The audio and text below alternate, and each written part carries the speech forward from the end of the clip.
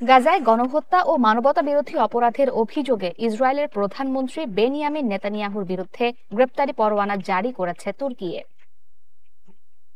স্থানীয় সময় শুক্রবার তুর্কির ইস্তাম্বুল প্রসিকিউটর অফিস জানায়, নেতানিয়াহু সহ দেশটির আরো ৩৭ শীর্ষ কর্মকর্তার বিরুদ্ধে এই গ্রেপ্তারি পরোয়ানা জারি করা হয়েছে। এখনো সম্পূর্ণ তালিকা প্রকাশ করা হয়নি। তবে প্রতিরক্ষা মন্ত্রী ইসরায়েল কাটজ, জাতীয় নিরাপত্তা মন্ত্রী ইতামার বেন গভির এবং সেনাপ্রধান লেফটেন্যান্ট জেনারেল ইয়েল জামির অভিযুক্তের তালিকায় আছেন বলে নিশ্চিত করেছে তুর্কি।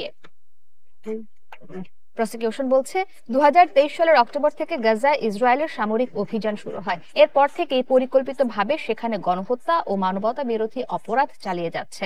আপনার জন্য অবকাশ যাপনের আর বিনিয়োগের সেরা পছন্দ হতে পারে সল্ট বে, যেখানে বিলাস আর প্রশান্তি মিলেমিশে একাকার।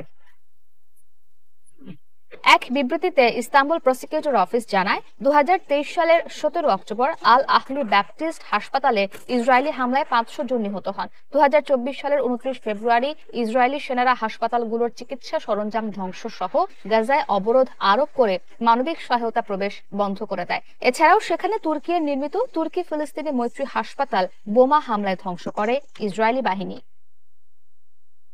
তবে তুর্কির এই পদক্ষেপকে প্রচারণামূলক নাটক বলে উড়িয়ে দিয়েছে ইসরায়েল। দেশটির পররাষ্ট্রমন্ত্রী গিডিয়ন সা সামাজিক মাধ্যমে তুর্কির প্রেসিডেন্ট রিসেপ তাইয়েপ এরদোয়ানকে স্বৈরাচার উল্লেখ করে লেখেন, ইসরায়েল এই স্বৈরাচারের নতুন পিআর নাটক প্রত্যাখ্যান করছে।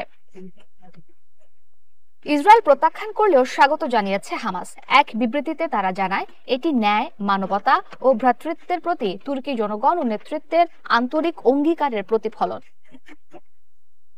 তবে নেতানিয়াহুর বিরুদ্ধে গ্রেপ্তারি পরোয়ানা জারি এটি প্রথম নয়। ২০২৪ সালের নভেম্বরে যুদ্ধাপরাধের অভিযোগে নেতানিয়াহু ও সাবেক প্রতিরক্ষা মন্ত্রী ইয়োভ গালান্তের বিরুদ্ধেও গ্রেপ্তারি পরোয়ানা জারি করে আন্তর্জাতিক অপরাধ আদালত আইসিসি। পশ্চিমা গণতন্ত্রের আদলে এটি কোনো দেশের নেতার বিরুদ্ধে প্রথম গ্রেপ্তারি পরোয়ানা জারির ঘটনা।